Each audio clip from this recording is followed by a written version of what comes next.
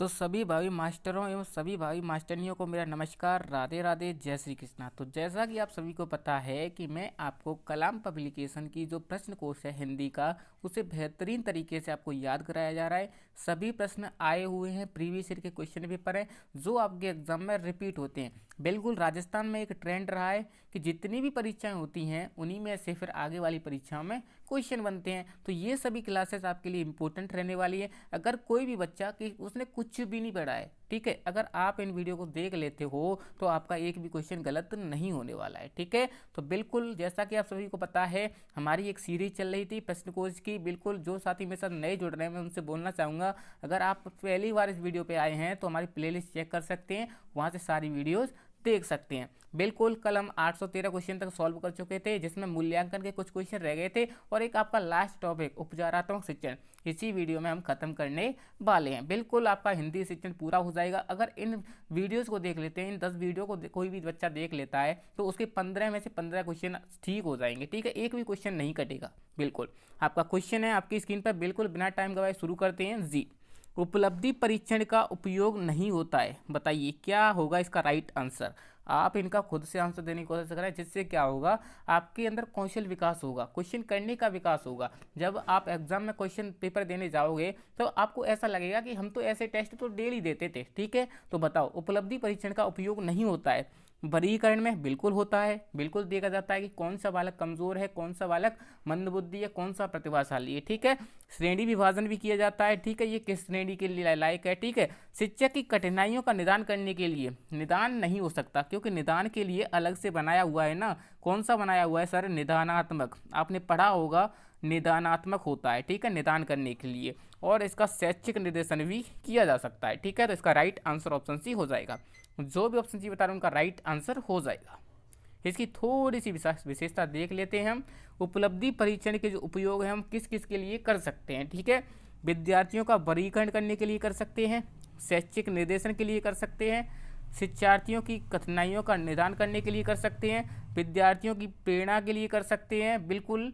तो देखिए आप इस क्वेश्चन में कंफ्यूज मत होना, क्योंकि इसमें लिखा हुआ है विद्यार्थियों की कठिनाइयों को दूर कर सकते हैं, बिल्कुल कर सकते हैं, लेकिन इसमें क्या लिखा था? शिक्षक की कठिनाइयों को। तो शिक्षक की कठिनाइयों को दूर नहीं करती है, इसके लिए इसलिए देखो, उपलब्धि परीक्षण का उपयोग विद्यार्थियों के लिए तो किया जाता है, लेकिन शिक्षक के रूप में नहीं किया जा सकता। बिल्कुल समझने की कोशिश करें। अगर ऐसा ऑप्शन आ जाता है आपके सामने, शिक्षक लिखा हुआ है, ठीक है, और विद्यार्थी लिखा हुआ होता ना, तो ये सभी सत्य हो जाते, सभी सत्य हो जाते। अगर यहाँ पर क्या होता? स्टूडेंट होता। क्या होता? स्टूडेंट होता, तो ये सभी सत्य हो जाते, ठीक है। तो याद रख लेना, ये शिक्षक लिखा हुआ है, इस वजह से ये गलत हुआ है, ठीक है। तो विद्यार्थियों के कठिनाइयों को निदान करने के लिए तो किया जाता है, विद्यार्थियों की प्रेरणा के लिए भी किया जाता है, परीक्षा परिणाम के आधार पर क्रम निर्धारण या श्रेणी विभाजन तथा कक्षोन्नति के लिए किया जाता है, उपचारात्मक शिक्षण प्रदान करना किया जाता है, शिक्षण व शिक्षण विधियों में सुधार करने के लिए भी किया जाता है। तो ठीक है, आई होप आप इसे समझ गए होंगे। अच्छे से याद कर लेना इस सारणी को। ये नोट्स आपको टेलीग्राम चैनल पर मिलने वाले हैं, तो टेलीग्राम ज्वाइन कर लेना, बिल्कुल बेहतरीन तरीके से आपको कराए जाएंगे। अगला प्रश्न है आपका जी, कथन सही नहीं है आपको बताना है, ठीक है। आपके ऑप्शन है, वस्तुनिष्ठ प्रश्नों द्वारा स्मृति की परख की जा सकती है, वस्तुनिष्ठ प्रश्नों से मूल्यांकन पक्षपात रहित होता है, वस्तुनिष्ठ प्रश्न से भाषा विषय कमजोरियां जानी जा सकती हैं, या फिर वस्तुनिष्ठ प्रश्नों का निर्माण साध्य होता है। बताइए कौन सा कथन सही नहीं है, इंपॉर्टेंट रहने वाला है, ठीक है। तो बिल्कुल वस्तुनिष्ठ प्रश्नों द्वारा स्मृति की परख की जा सकती है। बिल्कुल मैं आपसे क्वेश्चन पूछ के आपकी स्मृति का टेस्ट ले सकता हूं कि आपको याद है या नहीं है, ठीक है। वस्तुनिष्ठ प्रश्नों से मूल्यांकन पक्षपात रहित होता है, बिल्कुल सही है, पक्षपात रहित ही होता है, जिसको जितना आता होगा उसका पता चल जाएगा, ठीक है। तो इसका ये भी हो जाएगा। वस्तुनिष्ठ प्रश्नों से भाषा विषय कमजोरियां जानी जा सकती हैं। मेरे प्यारे मित्रों, वस्तुनिष्ठ प्रश्नों से भाषा विषय कमजोरियां कैसे जानी जाएंगी? क्योंकि उसमें तो ABCD करना है, ठीक है। जैसे मैं अभी जो क्वेश्चन करा रहा हूँ आपको, इसमें वस्तुनिष्ठ प्रश्नों में भाषा विषय कमजोरियां का पहचान नहीं की जा सकती, तो यही गलत हो जाएगा, ठीक है। वस्तुनिष्ठ प्रश्नों का निर्माण समय साध्य होता है, बिल्कुल सही है, ठीक है, समय साध्य ही होता है। मैं आपको टाइम दे दूँ, जैसे कि आपका एग्जाम होता है 150 नंबर का, तो उसमें कितने मिनट टाइम दिया जाता है? बिल्कुल 2.5 घंटे दिए जाते हैं, तो बिल्कुल पर्याप्त समय आपको दिया जाता है, ठीक है। तो बिल्कुल ये गलत हो जाएगा, ऑप्शन सी इसका राइट आंसर हो जाएगा। थोड़ा सा इसका फर्क देख ले हो आप। वस्तुनिष्ठ परीक्षा का आपका इंपॉर्टेंट रहने वाला है, क्योंकि इसमें से क्वेश्चन पूछे जाते हैं। गुण की बात करें वस्तुनिष्ठ परीक्षा की, तो बिल्कुल आपको याद रख लेना है, विश्वसनीय होते हैं, वैध होते हैं और निरपेक्ष होते हैं। ठीक है, निष्पक्ष मूल्यांकन अर्थात परीक्षा की आत्मनिष्ठा पर निर्भर होते हैं। ठीक है, तीव्र बुद्धि व मंद बुद्धि बालकों दोनों के लिए होते हैं। परीक्षाओं के समय की बचत की जाती है और संपूर्ण विषय का मापन किया जाता है। ठीक है, तो ये तो गुण हो गए वस्तुनिष्ठ परीक्षा के। और इनके दोष की बात करें तो निर्माण कार्य कठिन एवं साध्य होते हैं। भाषा संबंधी कमजोरियों का पता नहीं चलता है। ठीक है, यही पूछा था आपके एग्जाम में। ठीक है, स्टार लगा लो, सभी चीज़ें इंपॉर्टेंट रहने वाली हैं। विषय वस्तु का गहराई से अध्ययन नहीं करते हैं, बिल्कुल सही है। विचारों की अभिव्यक्ति का पता नहीं चलता है। ठीक है, जो भी नेगेटिव आए वो दोष है। ठीक है, प्रश्नों का उत्तर अनुमान के आधार पर दिया जा सकता है। व्यक्तित्व पर इससे कोई प्रकाश नहीं पड़ता है। मौलिकता का विकास नहीं होता है। ठीक है, तो इंपॉर्टेंट रहने वाले हैं, आप इनको याद कर सकते हैं। अगला प्रश्न है जी आपका, बिल्कुल वस्तुनिष्ठ प्रश्नों की उपयोगिता का प्रमुख कारण है। आपकी ऑप्शन है रटाई से मुक्ति, पाठ्यक्रम व्याप्ति, निष्पक्ष मूल्यांकन या फिर विद्यार्थियों का हित। वस्तुनिष्ठ प्रश्नों के उपयोग कर रहे हैं उसका प्रमुख कारण क्या है, बताइए जी, बताइए। इंपॉर्टेंट रहने वाला है आपकी एग्जाम की दृष्टि से। तो बिल्कुल जो भी ऑप्शन होता है उनका राइट आंसर हो जाएगा। निष्पक्ष मूल्यांकन करने के लिए हम इस वस्तुनिष्ठ प्रश्न का उपयोग कर रहे हैं। तो प्यारे मित्रों, इसका राइट आंसर क्या हो जाएगा, ऑप्शन सी हो जाएगा। बिल्कुल, अगले क्वेश्चन की तरफ चलते हैं जी। अगला प्रश्न है आपका, छात्र की मौखिक अभिव्यक्ति को योग्यता का मूल्यांकन करते समय निम्न में से आवश्यक है। शुद्ध उच्चारण, उचित गति, व्याकरण सम्मत भाषा का प्रयोग या फिर उपयुक्त सभी। बताइए क्या होगा इसका राइट आंसर। जो भी ऑप्शन डी बता रहे हैं उनका राइट आंसर हो जाएगा कि छात्र की मौखिक अभिव्यक्ति के लिए शुद्ध उच्चारण भी जरूरी है, उचित गति भी होनी चाहिए, व्याकरण सम्मत भाषा का प्रयोग भी आना चाहिए। ठीक है, तो इसका राइट आंसर ऑप्शन डी हो जाएगा। बिल्कुल ठीक है, आगे बढ़ते हैं जी। अगला व्याख्या देख लीजिए इसकी थोड़ी सी, आपको अगर अच्छी लगे तो। शुद्ध उच्चारण किया जाता है उचित गति के लिए, व्याकरण सम्मत भाषा का प्रयोग, भाषण कौशल होना चाहिए, स्पष्ट वाचन होना चाहिए और वार्तालाप भी जरूरी है। ठीक है, आगे बढ़ते हैं जी। अगला प्रश्न है आपका, विचारों की अच्छी अभिव्यक्ति किस प्रकार के प्रश्नों में हो सकती है। आपकी ऑप्शन है वस्तुनिष्ठ, अति लघुत्रात्मक, निबंधात्मक या फिर अगोत्रात्मक। बताइए क्या होगा इसका राइट आंसर।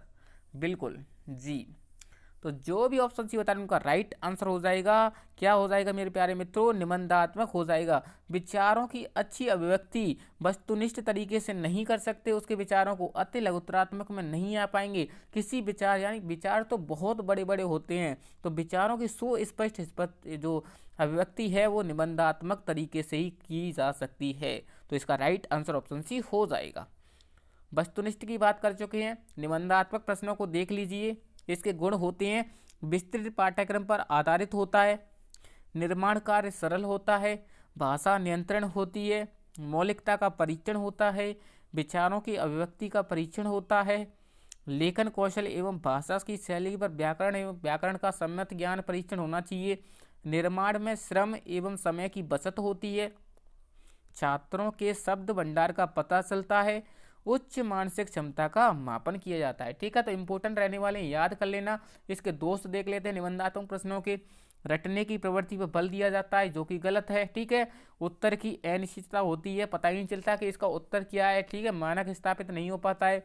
मूल्यांकन आत्मनिष्ठ अर्थात पक्षपात की संभावना से महत्वपूर्ण होता है, अपेक्षाकृत कम विश्वसनीय है, वैधता का अभाव होता है, उद्देश्यों की अस्पष्टता होती है, संपूर्ण पाठ्यक्रम से प्रश्नों का निर्माण नहीं किया जा सकता, विषय संबंधी कमजोरी का पता लगाना कठिन होता है। ठीक है, तो इंपॉर्टेंट रहने वाली ये सारी चीज़ें याद कर सकते हो आप। बिल्कुल, आगे बढ़ते हैं। अगला प्रश्न है, उपलब्धि परीक्षण के संबंध में कौन सा कथन उपयुक्त नहीं है। आपके ऑप्शन है, मौखिक परीक्षा में पक्षपात की आशंका रहती है, निबंधात्मक प्रश्नों के मूल्यांकन में वस्तुपरकता का अभाव रहता है, क्रियात्मक परीक्षाओं में शाब्दिक ज्ञान का महत्व नहीं होता, वस्तुनिष्ठ परीक्षा से मौलिकता का विकास होता है। बताइए क्या होगा इसका राइट आंसर जी। तो जो भी ऑप्शन डी बता रहे हैं उनका राइट आंसर हो जाएगा, क्योंकि वस्तुनिष्ठ परीक्षा से मौलिकता का विकास होता है, यही गलत है, क्योंकि वस्तुनिष्ठ परीक्षा से मौलिकता का विकास नहीं हो सकता, क्योंकि वो निबंधात्मक क्वेश्चनों से ही मौलिकता का विकास होता है, मैंने आपको अभी बताया था। ठीक है, तो बिल्कुल इसका राइट आंसर ऑप्शन डी हो जाएगा। आगे बढ़ते हैं जी। वर्तमान परीक्षा प्रणाली में दोष हैं, यह विद्यार्थी द्वारा अर्जित योग्यता का सही मूल्यांकन नहीं करती है, इसमें संपूर्ण पाठ्यक्रम के अध्ययन की आवश्यकता नहीं रहती है, इसमें अंकन का कोई सुनिश्चित मापदंड नहीं है, या फिर इनमें से सभी। बताइए क्या होगा इसका राइट आंसर। बिल्कुल जो भी ऑप्शन डी बता रहे हैं उनका राइट आंसर हो जाएगा, क्योंकि यह विद्यार्थी द्वारा अर्जित योग्यता का सही मूल्यांकन नहीं करती है। बिल्कुल सही बात है।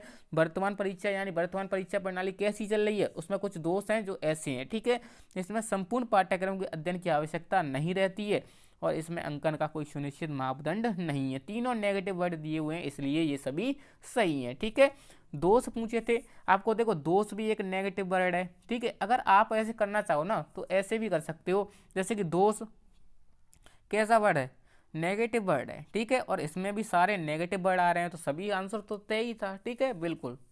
आगे बढ़ते हैं जी। अगला प्रश्न है, अधिक विश्वसनीय परीक्षण है शिक्षक निर्मित परीक्षण, मौखिक परीक्षण, आत्मनिष्ठ परीक्षण या प्रमापीकृत परीक्षण। बताइए क्या होगा इसका राइट आंसर। बिल्कुल, तो जो भी ऑप्शन डी बता रहे हैं उनका राइट आंसर हो जाएगा। जो भी परीक्षण होना चाहिए वो प्रमापीकृत होना चाहिए, यानी जिसकी तुलना की जा रही है, जिसका मतलब जिस चीज़ के लिए उसका जो मापन किया जा रहा है, तो वो चीज़ उसमें जरूर होनी चाहिए, यानी परिणाम उसका अच्छा होना चाहिए। तो प्रमापीकृत परीक्षण सबसे बेस्ट होता है। शिक्षक निर्मित, क्या पता शिक्षक ने अपनी मनोदशा के लिए कठिन पेपर बना दिया हो, तो शिक्षक निर्मित कभी अधिक विश्वसनीय नहीं हो सकता। मौखिक परीक्षण भी ऐसा हो सकता है कि जैसे मेरे चाहने वालों से सरल क्वेश्चन पूछ लूं और खुद यानी जो दुश्मन हो उनसे टफ क्वेश्चन पूछ लूं, तो मौखिक परीक्षण भी संबंधित नहीं है। और जो आत्मनिष्ठ परीक्षण है, आत्मनिष्ठ परीक्षण तो कभी हो ही नहीं सकता, क्योंकि ये व्यक्तिगत होता है। ठीक है, लेकिन हमें चाहिए कैसा, प्रमापीकृत यानी सामूहिक परीक्षण चाहिए। ठीक है, तो इसका राइट आंसर ऑप्शन डी हो जाएगा। देख लीजिए जो प्रमापीकृत है और अप्रमापीकृत में कौन कौन से आते हैं जी। प्रमापीकृत का अर्थ होता है वह परीक्षण जिसका निर्माण वैज्ञानिक सिद्धांत के आधार पर किया जाता है। ठीक है, बिल्कुल स्पष्ट तरीके से याद कर लेना, किससे किया जाता है, वैज्ञानिक सिद्धांत पर किया जाता है। ठीक है, याद रख लेना, इंपॉर्टेंट रहने वाला है। बिल्कुल बिल्कुल, रुकिए एक मिनट जी। तकनीकी आधारित होने के कारण यह परीक्षण अधिक विश्वसनीय होता है तथा निष्पक्ष होता है। बिल्कुल विश्वसनीय पूछा था आपसे, तो ऐसे ही क्वेश्चन पूछे जाएंगे, सिंपल पूछे जाएंगे। ठीक है, तो याद रख लेना। बिल्कुल, इस परीक्षण में सूचनाएं इस स्वरूप में एकत्रित की जाती हैं, सभी कार्यकर्ता उन सूचनाओं को एक जैसा अर्थ लगाए होते हैं। ठीक है, इसकी विधियां हैं जो निम्न हैं: बुद्धि परीक्षण, रुचि परीक्षण, अभिरुचि परीक्षण, उपलब्धि परीक्षण और व्यक्तित्व परीक्षण। ये कैसे हैं, प्रमापीकृत हैं। कैसे हैं, प्रमापीकृत हैं। याद रख लेना कैसे हैं, प्रमापीकृत हैं। और ये कैसे हैं, अप्रमापीकृत हैं। कैसे हैं, अप्रमापीकृत, अप्रमापीकृत। ठीक है, याद रख लेना, इंपॉर्टेंट है आपके लिए। अब अप्रमापीकृत क्या होते हैं उनको देख लेते हैं। वह परीक्षण जिसका चयन अवसर अनुरूप होता है, यानी जब अवसर मिल रहे हैं जब ही चयन हो रहा है। ठीक है, समस्या अनुरूप किया जाता है तो भी गलत है। ठीक है, इसमें किसी प्रकार की कोई मानक निर्धारित नहीं होता है कि आपको इतने नंबर हासिल कर लें। जैसे आपका जो परीक्षण हो रहा है वो प्रमापीकृत है। कैसे प्रमापीकृत है कि आपका जो मानक है वो निर्धारण किया हुआ है, 90 मार्क्स आपको लेके आने ही आने हैं। ठीक है, तो ये क्या है, आपका एक मानक रेखा है। तो अप्रमापीकृत में क्या होता है, मानक निर्धारित नहीं होता है। ठीक है, सिंपल से याद रखना है। अतः इसमें विश्वसनीयता कम होती है। ये परीक्षण अध्यापक निर्मित होते हैं। ठीक है, सिंपल से आपको याद रख लेना है। इसकी कुछ विधियां होती हैं, जो विधियां इंपॉर्टेंट रहने वाली हैं, आप याद कर सकते हो इनको। बिल्कुल, तो एक तो साक्षात्कार विधि है, प्रश्नावली विधि है, अवलोकन विधि है, संचय आलेख पत्र है, समाज मिति है, प्रगति प्रतिवेदन विधि है, रेटिंग स्केल है, चेक लिस्ट है, आकस्मिक निरीक्षक अभिलेख है, प्रश्नावली है, प्रक्षेपण विधियां हैं, व्यक्ति और समूह प्रस्तुतिकरण है।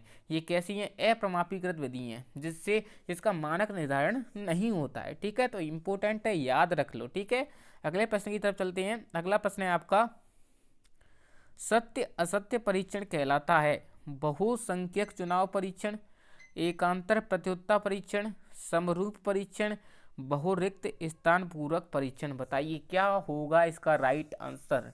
बिल्कुल जो भी ऑप्शन भी बता रहा हूं उनका राइट आंसर हो जाएगा। जो सत्य असत्य परीक्षण है वो कैसा होता है, एकांतर प्रत्युत्तर परीक्षण होता है। कैसा होता है, एकांतर प्रत्युत्तर परीक्षण। ठीक है, बिल्कुल इंपॉर्टेंट है, याद रख लेना। बिल्कुल जो आपके सत्य असत्य वाले क्वेश्चन आते हैं ना, जैसे कि मैं आपसे पूछ लूँ कि प्रस्तावना क्या है, प्रस्तावना एक पूर्व ज्ञान है, सत्य है या असत्य है, तो ऐसे क्वेश्चनों को क्या कहते हैं, एकांतर प्रत्युत्तर परीक्षण। इंपॉर्टेंट रहने वाला है, 2 से 3 बार पूछा जा चुका है। ठीक है, तो इंपॉर्टेंट है, स्टार लगा लो। ठीक है, आगे बढ़ते हैं। अगला प्रश्न है आपका, वस्तुनिष्ठ प्रश्न का प्रकार है आलोचनात्मक, विश्लेषणात्मक, मिलान प्रश्न या फिर व्याख्यात्मक प्रश्न। बताइए क्या होगा इसका राइट आंसर। बिल्कुल तो जो भी ऑप्शन चाहिए बता रहे हैं उनका राइट आंसर हो जाएगा। जो वस्तुनिष्ठ प्रकार का प्रश्न है वो कैसे होते हैं, मिलान प्रश्न होते हैं। कैसे होते हैं, मिलान प्रश्न होते हैं। यानी वस्तुनिष्ठ प्रकार का एक मिलान, जैसे कि मिलान करवाते हैं ना ए का बी से, क्या होगा, तो ये मिलान करने के जो प्रश्न होते हैं वो वस्तुनिष्ठ प्रश्न में आते हैं। ठीक है, बिल्कुल। अगला प्रश्न है, बहुविकल्प सही गलत या विषम का चुनाव या युगलीकरण एवं रिक्त स्थानों की पूर्ति किस प्रकार के प्रश्नों के वेद हैं, लघुत्तर, निबंधात्मक, वस्तुनिष्ठ या इनमें से सभी। बताइए क्या होगा इसका राइट आंसर। जी, तो जो भी ऑप्शन सी बता रहे हैं उनका राइट आंसर हो जाएगा। जो बहुविकल्प होते हैं, सही गलत वाले होते हैं, विषम चुनाव के होते हैं, वो कैसे होते हैं मेरे प्यारे मित्रों, तो वस्तुनिष्ठ प्रश्न होते हैं। कैसे होते हैं, वस्तुनिष्ठ प्रश्न होते हैं। जैसे मैं अभी आपको जो सॉल्व करा रहा हूँ वो कैसे प्रश्न है, वस्तुनिष्ठ प्रश्न है। ठीक है, बिल्कुल। आगे बढ़ते हैं। जी, वस्तुनिष्ठ प्रश्न का प्रकार है, इंपॉर्टेंट क्वेश्चन, 2 क्वेश्चन पूछे जाएंगे वस्तुनिष्ठ में से, सिंपल इन्हीं में से आ जाएंगे। ठीक है, आलोचनात्मक प्रश्न, विश्लेषणात्मक प्रश्न, मिलान प्रश्न या फिर व्याख्यात्मक प्रश्न। वही क्वेश्चन सेम टू सेम आ गया था। ठीक है, बिल्कुल देख लो, आप खुद देख लो ना, रिपीट होते हैं ना क्वेश्चन। रीट L2 2017 में पूछा गया, रीट 2021 L2 दोनों में पूछा गया है ना, सेम क्वेश्चन, सेम, एक भी वर्ड चेंज नहीं है। ठीक है, इसलिए बोल रहा हूँ मेरे प्यारे मित्रों, आपके क्वेश्चन रिपीट होते हैं। ठीक है, आगे बढ़ते हैं। वस्तुनिष्ठ परीक्षा में सम्मिलित है निबंधात्मक परीक्षा, मिलान पद परीक्षा, लघुत्तरात्मक परीक्षा या फिर पर्यवेक्षण परीक्षा। बताइए क्या होगा इसका राइट आंसर। बिल्कुल तो जो भी ऑप्शन ये बता रहे हैं उनका राइट आंसर हो जाएगा। मैंने आपको बता दिया, ये भी रिपीट हुआ है, ये भी रिपीट हुआ है। ठीक है, तो वही सेम टू सेम क्वेश्चन रहने वाला, ये भी सेम टू सेम क्वेश्चन है। देख लो 3 बार रिपीट हो चुका है, 3 बार रिपीट हो चुका है। ठीक है, इंपॉर्टेंट क्वेश्चन रहने वाला, याद कर लेना। बिल्कुल, सत्य असत्य परीक्षण वस्तुनिष्ठ परीक्षा की श्रेणी में ही आता है। वस्तुनिष्ठ परीक्षण को निम्न प्रकार से समझ सकते हैं, समझ लो, जिससे क्वेश्चन बनते हैं हमेशा। स्टार लगा लो, ये टॉपिक आपका इंपॉर्टेंट रहने वाला है। स्टार लगा लो, एक और स्टार लगा लो, 3 स्टार लगा लो। कितने लगा लो, 3 स्टार लगा लो। ठीक है, बिल्कुल। प्रत्यास्मरण रूप 2 प्रकार से होते हैं वस्तुनिष्ठ, प्रतिविज्ञान रूप। ठीक है, ये इंपॉर्टेंट रहने उन्हीं वाले हैं। आप तो बस ये याद कर लो, जो एकांतर रूप अनुक्रिया होते हैं उनको सत्य असत्य परीक्षण कहते हैं। ठीक है, जो विकल्प रूप होते हैं उनको भी वस्तुनिष्ठ कहते हैं। जो मिलान करने वाले होते हैं उनको भी वस्तुनिष्ठ कहते हैं। वर्गीकरण करने वाले होते हैं उनको भी वस्तुनिष्ठ कहते हैं। और जो सादृश्य अनुभव वाले होते हैं उनको भी वस्तुनिष्ठ कहते हैं। बिल्कुल, आपको ऐसा लग रहा हो कि सेब लगे हुए हैं इस पेड़ पर, तो ये सेब ही समझ लो, आपकी एनर्जी को बढ़ाने वाले हैं। अगर आप इनको याद कर लेते हो, यानी खा लेते हो मेरे प्यारे मित्रों, तो आपको अच्छी नींद आने वाली है। ठीक है, सामान्य प्रत्यारोपण बिल्कुल कैसे हैं, वस्तुनिष्ठ है। रिक्त स्थानों की पूर्ति कैसे हैं, वस्तुनिष्ठ है। तो याद रखना, बिल्कुल कुछ भी समझ लो लेकिन इनको याद कर लो। ठीक है, बिल्कुल। आगे बढ़ते हैं। जी, अगला प्रश्न है आपका, यदि कोई विद्यार्थी अशुद्ध लिखता है तो आप क्या उपचार करेंगे, निदानात्मक परीक्षण, उपचारात्मक परीक्षण, माँ बाप से शिकायत करेंगे या फिर उसे दंड देंगे। बताइए, यदि कोई विद्यार्थी अशुद्ध लिखता है तो क्या उपचार करना चाहिए। बताइए, इंपॉर्टेंट क्वेश्चन रहने वाला है, बिल्कुल आपकी एग्जाम की दृष्टि से। तो जो भी ऑप्शन बता रहे हैं उनका राइट आंसर हो जाएगा उपचारात्मक शिक्षण कहेंगे। क्या कहेंगे, उपचारात्मक शिक्षण कहेंगे। उसका देखो, हमें कमी तो पता चलेगी कि वो क्या कर रहा है, अशुद्ध लिख रहा है, तो ये तो निदानात्मक परीक्षण हो गया। लेकिन इस कमी को हम सुधारेंगे, सुधार करने के लिए, कमी को सुधार करने के लिए क्या करेंगे, उसका उपचार करेंगे। तो कौन सा परीक्षण करेंगे मेरे प्यारे मित्रों, तो उपचारात्मक परीक्षण करेंगे। ठीक है, इंपॉर्टेंट है, याद कर लेना। बिल्कुल, निदान यानी कारण का पता लगाते हैं, कारण का पता लगाते हैं निदान कहते हैं। ठीक है, कारण का पता लगाया, उसको पता चल गया कि वो अशुद्ध लिख रहा है, इसको शुद्ध करेंगे, इसका सुधार करेंगे, तो कैसे करेंगे, उपचार करके। ठीक है, तो इसका राइट आंसर ऑप्शन भी हो जाएगा। आगे बढ़ते हैं जी। निदानात्मक की परीक्षण विधि प्रकार होते हैं 7 प्रकार, 2 प्रकार, 4 प्रकार या फिर 8 प्रकार। बताइए क्या होगा इसका राइट आंसर जी, बिल्कुल बताइए। तो जो भी ऑप्शन भी बता रहे हैं उनका राइट आंसर हो जाएगा। निदान के 2 प्रकार होते हैं। कितने प्रकार होते हैं? 2 प्रकार होते हैं। इंपॉर्टेंट है, याद कर लेना कितने प्रकार होते हैं, 2 प्रकार होते हैं। बिल्कुल, कौन कौन से होते हैं? अध्यापक निर्मित परीक्षण और मानकीकृत परीक्षण। कौन कौन से होते हैं? अध्यापक निर्मित परीक्षण और मानकीकृत परीक्षण। बिल्कुल इंपॉर्टेंट है, जो आपके एग्जाम में सीधा छपने वाला है। ठीक है, अगला प्रश्न है, विद्यार्थी के लगातार मूल्यांकन हेतु उपयुक्त पद्धति कहलाती है? सतत एवं व्यापक मूल्यांकन पद्धति, सत्रांत परीक्षा पद्धति, वार्षिक परीक्षा पद्धति या फिर मौखिक परीक्षा पद्धति। बताइए क्या होगा इसका राइट आंसर। तो जो भी ऑप्शन ये बता रहे हैं उनका राइट आंसर हो जाएगा सतत एवं व्यापक मूल्यांकन पद्धति होती है, जो विद्यार्थी के लगातार मूल्यांकन हेतु उपयुक्त होती है। इंपोर्टेंट लगा लो, उसे क्या कहते हैं? CCE। ठीक है, सतत व्यापक मूल्यांकन। बिल्कुल। हिंदी भाषा में मूल्यांकन करते समय आप किसे सर्वाधिक महत्वपूर्ण उद्देश्य मानते हैं? निबंध लेखन क्षमता को, अधिगम क्षमता को, काव्य सृजन क्षमता को या फिर व्याकरण नियमों के ज्ञान को। बताइए क्या होगा इसका राइट आंसर जी। बिल्कुल, तो जो भी ऑप्शन ये बता रहे हैं उनका राइट आंसर हो जाएगा अधिगम अक्षमता, इसका राइट आंसर हो जाएगा। बिल्कुल, तो जो भी ऑप्शन ये बता रहे हैं उनका राइट आंसर हो जाएगा हिंदी भाषा में मूल्यांकन करते समय सर्वाधिक महत्वपूर्ण उद्देश्य उसकी अधिगम क्षमता होती है। ठीक है, बिल्कुल। आगे बढ़ते हैं, निम्नलिखित में से सतत एवं व्यापक मूल्यांकन का मुख्य उद्देश्य है?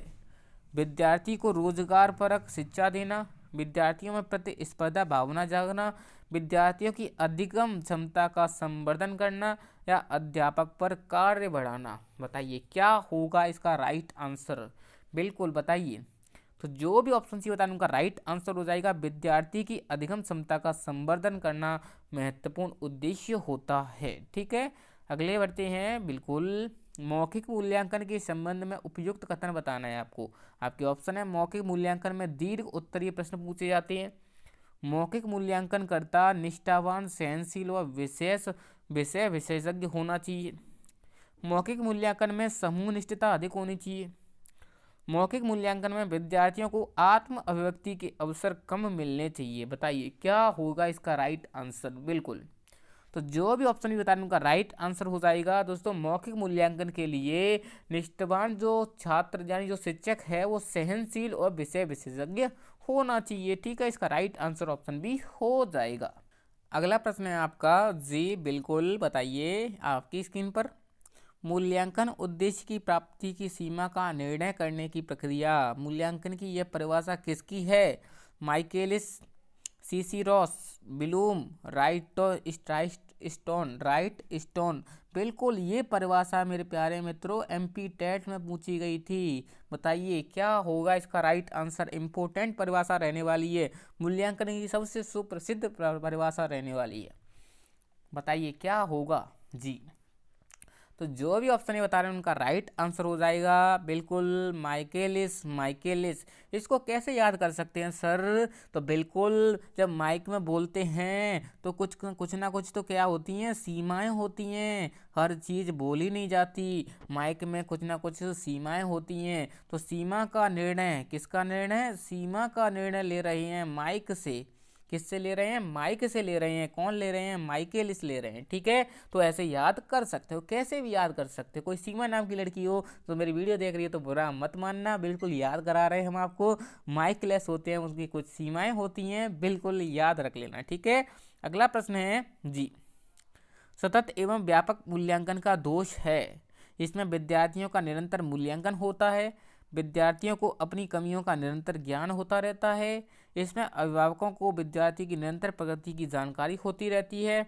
यह प्रणाली तभी लागू की जा सकती है जब विद्यार्थी शिक्षक अनुपात कम हो। बताइए क्या होगा इसका राइट आंसर। तो जो भी ऑप्शन डी बता रहे हैं उनका राइट आंसर हो जाएगा। यह प्रणाली तभी लागू की जा सकती है जब विद्यार्थी शिक्षक अनुपात कम हो, यही इसका दोष है। वरना ये सभी इसके दिए हुए वो क्या हैं, गुण हैं। क्या है मेरे प्यारे साथियों, गुण हैं। ठीक है, ये अकेला इसका दोष है। आगे बढ़ते हैं। उपलब्धि परीक्षण के निर्माण में कितने पदों का प्रयोग किया जाता है? 2, 3, 1 या फिर 4? बताइए। अगर आपने थोड़ी सी मेहनत की होगी तो बिल्कुल आप सभी को पता होगा। उपलब्धि परीक्षण के निर्माण में जो मैंने आपको पद बताए थे, जो चरण बताए थे, कितने बताए थे? 4 बताए थे। तो बिल्कुल इस वीडियो में मैं नहीं बताऊंगा, बिल्कुल नहीं बताऊंगा, क्योंकि मैं पहले आपको याद करा चुका हूँ। तो बिल्कुल आपको ही मेहनत करने की ज़रूरत है, वरना ऐसे में बताता रहूँगा तो आपके अंदर आलस आ जाएगा कि सर तो बता ही देते हैं टाइम पर। तो बिल्कुल 4 हैं और आप देखना कि कौन कौन से हैं। अगर आपको याद हो तो ठीक है। निम्नलिखित में से उपलब्धि परीक्षण के निर्माण हेतु सम्मिलित पदों में कौन सा पद नहीं है? अरे ये क्या हो गया, वो आ ही गया। परीक्षण योजना बनाना, परीक्षण के प्रारंभिक रूप की रचना करना, परीक्षण का पुनर्निरीक्षण करना या परीक्षण का अनुप्रयोग करना। जो 4 चरण हैं उनमें से कौन सा सम्मिलित नहीं है? बताइए जी। तो जो भी ऑप्शन डी बता रहे हैं उनका राइट आंसर हो जाएगा। बिल्कुल परीक्षण का अनुप्रयोग नहीं होता है। अब देख लो कौन कौन से 4 चरण होते हैं। पहला होता है स्वरूप योजना, यानी स्वरूप बनाना। ठीक है। दूसरा होता है शैक्षणिक उद्देश्य को लिखना। थर्ड होता है कार्य योजना या ब्लूप्रिंट का निर्माण करना। और फोर्थ होता है ब्लूप्रिंट आधारित प्रश्न पत्र का निर्माण करना। ठीक है, इंपॉर्टेंट है, याद रहे, बिल्कुल याद रहेगा तो बढ़िया रहेगा। इसमें से सीधा एक क्वेश्चन बनने वाला है, सीधा आपको पता ही है। सेम टू सेम क्वेश्चन बनेगा। इसमें से स्टार लगा लो, 2 से 3 पेनों से लगा लो, स्टार लगा लो 3 4 से। ठीक है, बिल्कुल ये क्वेश्चन आने वाला है। अगला प्रश्न है, मूल्यांकन के पक्ष में सम्मिलित है मात्रात्मक पक्ष, संरचनात्मक पक्ष, ज्ञानात्मक पक्ष या प्रेरणात्मक पक्ष? बताइए क्या होगा इसका राइट आंसर। बिल्कुल बिल्कुल जी, जो भी ऑप्शन सी होता है उनका राइट आंसर हो जाएगा। मूल्यांकन हमेशा ज्ञानात्मक पक्ष से संबंधित होता है। ठीक है, इसका राइट आंसर ऑप्शन सी हो जाएगा। बिल्कुल स्टार लगा लो। मूल्यांकन के पक्ष कौन कौन से होते हैं? 3 होते हैं, ज्ञानात्मक पक्ष, भावात्मक पक्ष और मनोगत्यात्मक, यानी जिसे क्या कहते हैं, क्रियात्मक पक्ष कहते हैं। क्या कहते हैं? क्रियात्मक पक्ष कहते हैं। याद करा चुका हूँ आपको बेहतरीन तरीके से। बिल्कुल। अगला प्रश्न है, मानसिक योग्यता का परीक्षण किया जाता है उपलब्धि परीक्षण में, बुद्धि परीक्षण में, व्यक्तित्व परीक्षण में या इनमें से कोई नहीं? बताइए क्या होगा इसका राइट आंसर। जी बताइए। बिल्कुल, जिसने थोड़ी सी मेहनत की होगी वो तो पता होगा। बिल्कुल इसका राइट आंसर हो जाएगा बुद्धि परीक्षण।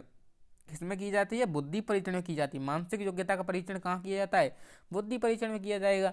बिल्कुल सिंपल सा क्वेश्चन है। अगला प्रश्न है, मूल्यांकन की प्रक्रिया की व्यापकता छात्र के समस्त व्यक्तित्व पर अपने प्रसार का उल्लेख करती है, न कि केवल उसकी बौद्धिक उपलब्धि का। बताइए किसका कथन है? टार्गसन का, एडम्स का, रेमर्स एवं गेज का, क्विकलन का? दोस्तों मैं सोच रहा हूँ कि ये जो इम्पोर्टेंट परिभाषा है उनकी एक अलग से स्पेशल वीडियो लेके आऊँ आपके लिए, जो आपके एग्जाम के लिए इम्पोर्टेंट है। बताओ लेके आऊँ कि नहीं? आप मुझसे कमेंट करके बता देना। ठीक है, बिल्कुल बताइए इसका राइट आंसर क्या होगा जी। तो जो भी ऑप्शन सी बताया उनका राइट आंसर हो जाएगा रेमर्स एवं गेंज। बिल्कुल प्यारे साथियों, देखो अगर अगर आप यहाँ तक वीडियो देखते देखते आ गए हैं, सब्सक्राइबर हैं तो कोई बात नहीं है, लेकिन आप सब्सक्राइबर नहीं हो तो एक बार सब्सक्राइब कर दीजिए, जिससे मुझे थोड़ा सा मोटिवेशन मिल जाएगा और आपके लिए बेहतरीन काम करने की कोशिश करूँगा। ठीक है, तो सब्सक्राइब कर देना। बिल्कुल। अगला प्रश्न है जी, इनमें से मौखिक परीक्षाओं का गुण है, एक शिक्षक एक समय पर एक ही छात्र की परीक्षा ले सकता है, अतः समय अधिक लगता है। मौखिक परीक्षाओं को वस्तुनिष्ठ नहीं बनाया जा सकता। इन परीक्षाओं से विद्यार्थियों के 3 भाषाई कौशलों सुनने, पढ़ने और बोलने का एक साथ मापन किया जा सकता है। इन परीक्षाओं में विद्यार्थियों के लेखन कौशल का मापन नहीं कर सकते। बताइए क्या होगा इसका राइट आंसर। बताइए। बिल्कुल, तो जो भी ऑप्शन सी बताया उनका राइट आंसर हो जाएगा। बिल्कुल, मौखिक परीक्षा का जो सर्वश्रेष्ठ गुण है यही रहने वाला है। इन परीक्षा में विद्यार्थियों के 3 भाषाई कौशलों का, यानी सुनने, पढ़ने और बोलने का एक साथ मापन किया जा सकता है। कैसे? जैसे कि मैं आपसे क्वेश्चन पूछ रहा हूँ, ठीक है, तो पहले आप सुनोगे, अगर आपने पढ़ा होगा तभी तो बोल पाओगे, क्या फिर माइंड से बोल दोगे? आपने पढ़ा होगा कहीं पर तभी तो बोल पाओगे। तो तीनों कौशलों का विकास होता है, इसलिए ये सबसे इम्पोर्टेंट रहता है। मौखिक परीक्षण के लिए तीनों कौशल विकसित हो जाते हैं। अगले प्रश्न की तरफ चलते हैं। अगला है आपका जी, सतत एवं व्यापक मूल्यांकन प्रणाली का दोष पूछा है आपसे। दोष नेगेटिव वर्ड है, नेगेटिव है, ठीक है, दोष पूछा है। अल्प समयांतर पर होने वाली परीक्षा से विद्यार्थी पूरे वर्ष अध्ययनशील रहते हैं। शिक्षक विद्यार्थी को आवश्यक निर्देशन एवं परामर्श निरंतर देते रहते हैं। विद्यार्थी को अपनी कमियों का ज्ञान निरंतर होता रहता है। विद्यार्थियों पर वर्ष भर परीक्षा का भय बना रहता है, जिससे उसका स्वाभाविक विकास प्रभावित होता है। बताइए क्या होगा इसका राइट आंसर? बिल्कुल जी, बिल्कुल जो भी ऑप्शन डी होता है उनका राइट आंसर हो जाएगा। दोस्तों दोष पूछा था, दोष यही रहता है, विद्यार्थी पर वर्ष भर परीक्षा का भय रहता है, जिससे उसका स्वाभाविक विकसित वही प्रभावित हो जाता है। ठीक है, ये सभी गुण रहने वाले हैं, बिल्कुल ये दोष दे रखा है। ठीक है, बिल्कुल इसका राइट आंसर ऑप्शन डी हो जाएगा। अगला प्रश्न है, मूल्यांकन की प्रक्रिया एवं व्यापकता छात्र के समस्त व्यक्तित्व पर अपने प्रसार का उल्लेख करती है, न कि उसकी केवल बौद्धिक उपलब्धि का। मूल्यांकन के संबंध में उक्त कथन किसका है? रूथ स्ट्रांग का, एपी सुगिया का, रेमर्स गेज का, या फिर गुड और हैट का? बताइए क्या होगा इसका राइट आंसर? तो जो भी ऑप्शन सी होता है उनका राइट आंसर हो जाएगा रेमर्स व गेज का। ठीक है, तो इसे आप कैसे याद रख सकते हो? जो व्यापक अर्थ होता है मेरे प्यारे साथियों, वो क्या होता है? वो गेज यानी गज में होता है। कैसे होता है? व्यापक यानी जमीन के लिए, जैसे व्यापार करने के लिए जमीन खरीदी, वो किस में खरीदेंगे? गज में खरीदेंगे। किस में खरीदेंगे? गज में खरीदेंगे। तो बिल्कुल ऐसे याद रख सकते हो, थोड़ी सी चीज़ों को जोड़ते हुए पढ़ोगे ना तो आपको याद हो जाएंगे। ठीक है, बिल्कुल इसका राइट आंसर ऑप्शन सी हो जाएगा। अगला प्रश्न है, किस परीक्षण के अंतर्गत विद्यार्थियों की रुचियां, अभिवृत्तियों तथा समायोजन क्षमताओं का अध्ययन किया जाता है? आपके ऑप्शन है बुद्धि परीक्षण में, उपलब्धि परीक्षण में, व्यक्तित्व परीक्षण में, या फिर इनमें से कोई नहीं? बताइए क्या होगा इसका राइट आंसर? जी बिल्कुल, तो जो भी ऑप्शन सी होता है उनका राइट आंसर हो जाएगा दोस्तों व्यक्तित्व परीक्षण। वो विद्यार्थियों की रुचियों का प्रयोग कर रहे हैं, बिल्कुल हर विद्यार्थी की रुचि के बारे में सोच रहे हैं, तो क्या हो जाएगा? ये व्यक्तिगत स्पेशल कर रहे हैं, तो व्यक्तिगत परीक्षण हो जाएगा, व्यक्तित्व परीक्षण हो जाएगा। ठीक है, बिल्कुल। अगला प्रश्न है, भाषा शिक्षण के द्वारा विद्यार्थियों के भाषाई ज्ञान एवं कौशल तथा उनकी रुचियां एवं अभिवृत्तियों में कितना विकास हुआ है, इसकी सापेक्षित जानकारी प्राप्त करने हेतु कौन से दो कार्य करने होते हैं? आपके ऑप्शन है आवृत्ति पुनरावृत्ति, स्थान परिवर्तन चिकित्सा, अस्पष्टता निवारण, मापन और मापन द्वारा प्राप्त मापों की व्याख्या। बताइए क्या होगा इसका राइट आंसर? बिल्कुल, तो जो भी ऑप्शन डी होता है उनका राइट आंसर हो जाएगा मापन एवं मापन द्वारा प्राप्त मापों की व्याख्या की जाती है। बिल्कुल इसका राइट आंसर ऑप्शन डी हो जाएगा। अगला प्रश्न है, भाषा शिक्षण के क्षेत्र में मापन की सर्वाधिक प्रयोग में ली जाने वाली विधि का नाम है? निदानात्मक परीक्षा विधि, योगात्मक योग्यता परीक्षा, या फिर भावनात्मक? बताइए क्या होगा इसका राइट आंसर? बिल्कुल, तो जो भी ऑप्शन भी बता रहे हैं उनका राइट आंसर हो जाएगा बिल्कुल बिल्कुल क्या हो जाएगा? परीक्षा विधि इसका राइट आंसर हो जाएगा। अगला प्रश्न है, सतत एवं व्यापक मूल्यांकन व्यवस्थित ढंग से किया जाए तो इसका प्रमुख लाभ होता है? विद्यार्थी का केवल आंतरिक मूल्यांकन होता है, विद्यार्थी सत्र पर्यंत अध्ययनशील रहते हैं, विद्यार्थी में सत्र पर्यंत भय बना रहता है, विद्यार्थी में अवास्तविक यानी अस्वाभाविक विकास होता रहता है? बताइए क्या होगा इसका राइट आंसर? तो जो भी ऑप्शन ये था उनका राइट आंसर हो जाएगा विद्यार्थी सत्र पर्यंत अध्ययनशील रहते हैं। ठीक है, इसका राइट आंसर ऑप्शन भी हो जाएगा। बिल्कुल, आगे बढ़ते हैं। भाषा प्रश्न पत्र निर्माण में ध्यान रखने वाली चीज क्या है? ज्ञानात्मक प्रश्न अधिक हों, निबंधात्मक प्रश्न अधिक हों, अभिव्यक्ति बोध प्रश्न अधिक हों, ज्ञान अवबोध और अभिव्यक्ति से पूर्ण प्रश्न हो? बताइए क्या होगा इसका राइट आंसर? जी बिल्कुल, बताइए क्या होगा? जो भी ऑप्शन दिया था उनका राइट आंसर हो जाएगा ज्ञान भी होना चाहिए, अवबोध भी होना चाहिए और अभिव्यक्ति से पूर्ण प्रश्न होने चाहिए। तो बिल्कुल इसका राइट आंसर ऑप्शन डी हो जाएगा। अगला प्रश्न है आपका जी बिल्कुल, तुलसीकृत ग्रंथों के नाम लिखिए। प्रश्न प्रकार क्या है? किस प्रकार का प्रश्न है? तुलसीकृत ग्रंथों के नाम लिखने हैं। कैसा प्रकार, कैसे प्रश्न का प्रकार है? बहुविकल्पी प्रश्न, लघुत्तर प्रश्न, निबंधात्मक प्रश्न, या फिर वर्गीकृत प्रश्न? बताइए क्या होगा इसका राइट आंसर? जो भी ऑप्शन दिया उनका राइट आंसर हो जाएगा। ये कैसा प्रश्न है? लघुत्तर प्रश्न है। ऐसा होता तुलसी द्वारा लिखित ग्रंथों के नाम और उनकी व्याख्या कीजिए, तो निबंधात्मक प्रश्न हो जाता। अगर इसमें तुलसीकृत उसके ग्रंथ दिए होते, उनसे क्वेश्चन पूछता कि तुलसीकृत ग्रंथों में से कौन सा है, ठीक है, तो वो बहुविकल्पी हो जाता और वर्गीकृत प्रश्न बिल्कुल आपसे संबंधित नहीं रहने वाला है। ठीक है, तो इसका राइट आंसर ऑप्शन भी हो जाएगा। बिल्कुल ऐसे प्रश्न को क्या कहेंगे? लघुत्तर प्रश्न कहेंगे। ठीक है, आगे बढ़ते हैं जी। अगला प्रश्न है आपका, सतत एवं व्यापक मूल्यांकन प्रणाली उपयुक्त परंतु यह लाभकारी तभी हो सकती है जब आपके ऑप्शन है मूल्यांकन पक्षपात रहित हो, आंतरिक मूल्यांकन व वार्षिक मूल्यांकन में प्राप्तांक अलग अलग दर्शाए हुए, शिक्षकों द्वारा छात्र अभिभावकों की समय समय पर चर्चाएं ना हो, छात्रों पर वर्ष भर परीक्षा का तनाव बने जिससे पढ़ते रहें, शिक्षक व छात्र दोनों परीक्षाओं में व्यस्त रहें जिससे अच्छे अंक प्राप्त हो सकें। बताइए क्या होगा इसका राइट आंसर? तो बिल्कुल जो भी ऑप्शन है बता रहे हैं उनका राइट आंसर हो जाएगा दोस्तों। जो सतत व्यापक मूल्यांकन है वो तभी लाभकारी हो सकता है जब मूल्यांकन पक्षपात रहित हो, आंतरिक मूल्यांकन हो और वार्षिक परीक्षाओं के प्राप्तांक अलग अलग दशाओं में उपयुक्त हों। ठीक है, इसका राइट आंसर ऑप्शन ए हो जाएगा। अगला प्रश्न है आपका, टारगर्सन एवं एडम्स के अनुसार भाषा में मूल्यांकन का सही अर्थ है। आपके ऑप्शन है छात्रों के व्यवहार में शिक्षालय द्वारा किए गए परिवर्तनों के विषय में प्रमाण को एकत्रित करना, मूल्यांकन सापेक्षित रूप में नवीन प्राविधिक पद है जिसके द्वारा अध्यापक विद्यार्थियों को अपने लक्ष्य प्राप्त करते हैं, किसी वस्तु या प्रक्रिया का मूल्य निश्चित करना। बताइए क्या होगा इसका राइट आंसर? बिल्कुल, तो जो भी ऑप्शन डी बता उनका राइट आंसर हो जाएगा दोस्तों। टर्गसन और एडम्स ने एक परिभाषा दी थी मूल्यांकन के लिए, कहा था कि किसी वस्तु या प्रक्रिया का मूल्य निश्चित करना ही मूल्यांकन है। बिल्कुल, आपको कैसे याद रख सकते हो? टर्गर्सन, टर्गर्सन, टर्गर्सन में क्या है? सन, क्या है मेरे प्यारे साथियों? सन। तो सन क्या करता है? अपने मूल्यों का प्रतिपादन करता है। जैसे उसका एक पिता है, यानी पिताजी हैं, जो भी हैं उसके पिताजी हैं, ठीक है, तो सन क्या, उसका जो पुत्र है वो क्या करेगा? उनके मूल्यों का पालन करेगा। ठीक है, तो टर्गसन, टर्गसन में क्या आ रहा है? सन आ रहा है। सन क्या करते हैं? मूल्यों का पालन करते हैं। ठीक है, तो मूल्यांकन की परिभाषा टर्गसन ने क्या दी थी? किसी वस्तु या प्रक्रिया का मूल्य निश्चित करना ही मूल्यांकन होता है। ठीक है, बिल्कुल।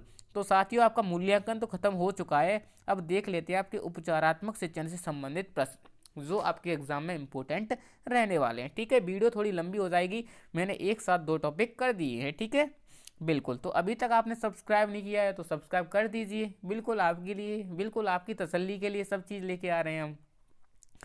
उपचारात्मक शिक्षण में नहीं होना चाहिए उत्साहवर्धन, अभ्यास, उपहास या फिर सहानुभूति। बताइए क्या होगा इसका राइट आंसर?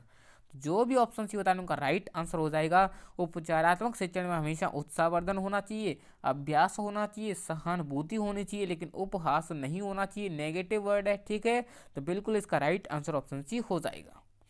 अगला प्रश्न है, उपचारात्मक शिक्षण के लिए आवश्यक नहीं है शिक्षण विधि का स्थायी रूप रखना, विद्यार्थियों को किसी भी गलती की अवहेलना नहीं करना, पहले निदानात्मक परीक्षण कर लेना, या फिर इनमें से कोई नहीं। बताइए क्या होगा इसका राइट आंसर? जी, तो जो भी ऑप्शन ये बता रहे हैं उनका राइट आंसर हो जाएगा शिक्षण विधि का स्थायी रखना आवश्यक नहीं होता है। ठीक है, बिल्कुल इसका राइट आंसर ऑप्शन ए हो जाएगा। अगला प्रश्न है, उपचारात्मक शिक्षण द्वारा क्या किया जा सकता है?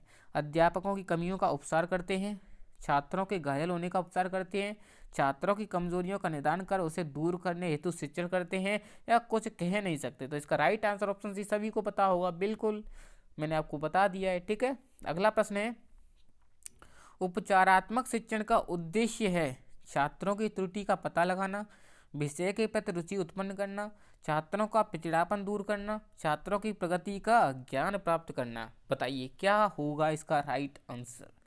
बिल्कुल जी, क्या होगा? जी, तो जो भी ऑप्शन सी बताए उनका राइट आंसर हो जाएगा उपचारात्मक शिक्षण का जो मूल उद्देश्य है छात्रों का पिछड़ापन दूर करना। ठीक है, बिल्कुल इसका राइट आंसर ऑप्शन सी हो जाएगा।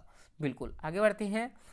अगला प्रश्न है, उपचारात्मक शिक्षण है सीखने संबंधी कठिनाइयों का ज्ञान प्राप्त करना, अध्यापन संबंधी कठिनाइयों को दूर करते हुए शिक्षण किया जाना, बालकों की वर्तनी संबंधी कठिनाइयों को पता लगाना, शिक्षक की विषय संबंधी कठिनाइयों का पता लगाना। बताइए क्या होगा इसका राइट आंसर। तो जो भी ऑप्शन ये बता रहा हूं, उनका राइट आंसर हो जाएगा उपचारात्मक शिक्षण है अध्यापन संबंधी कठिनाइयों को दूर करते हुए शिक्षण क्रिया जाना। ठीक है, बिल्कुल आगे बढ़ते हैं। चिकित्सात्मक अध्यापन को क्या कहा जाता है। निदान, उपचार, निदान व उपचार या फिर उपलब्धि। बताइए क्या होगा इसका राइट आंसर। तो बिल्कुल बिल्कुल बिल्कुल जो भी ऑप्शन ये था उनका राइट आंसर हो जाएगा चिकित्सात्मक अध्ययन को उपचार कहते हैं। ठीक है, आगे बढ़ते हैं जी।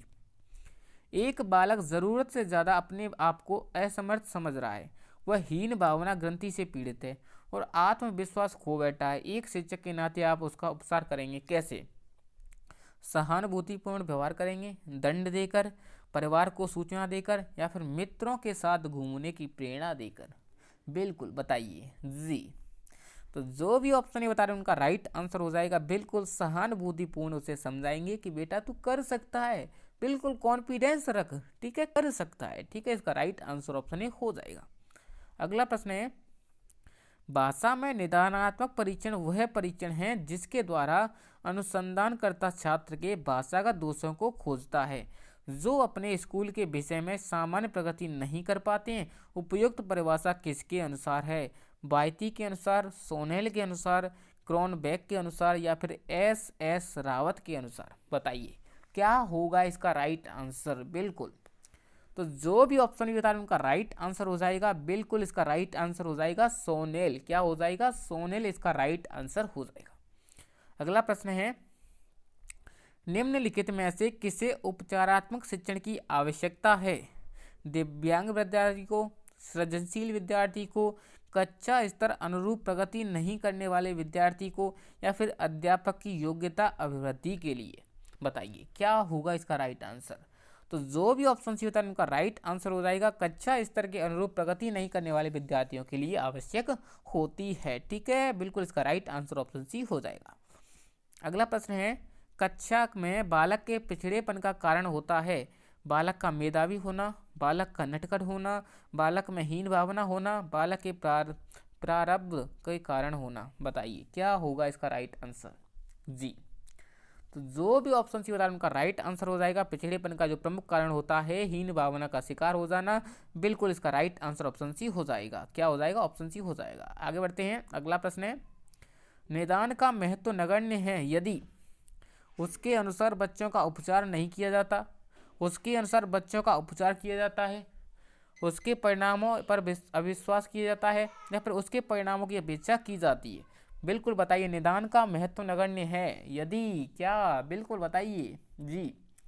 तो जो भी ऑप्शन बता रहे उनका राइट आंसर हो जाएगा बिल्कुल उसके अनुसार बच्चों का उपचार नहीं किया जाता है। तो बिल्कुल निदान का कोई महत्व नहीं है अगर उपचार उनका नहीं किया गया। आपको कारण का पता चल गया लेकिन आप उपचार कर रहे नहीं हो तो क्या फ़ायदा फिर उसका कारण का पता लगाना, फिर तो कारण का पता ही नहीं लगाते। ठीक है, इसका राइट आंसर ऑप्शन ए हो जाएगा। अगला प्रश्न है, निम्नलिखित में से शैक्षिक निदान की विधि नहीं है। आपके ऑप्शन है निरीक्षण विधि, संचित अभिलेख, उपचारात्मक विधि या फिर शारीरिक परीक्षण। बताइए क्या होगा इसका राइट आंसर।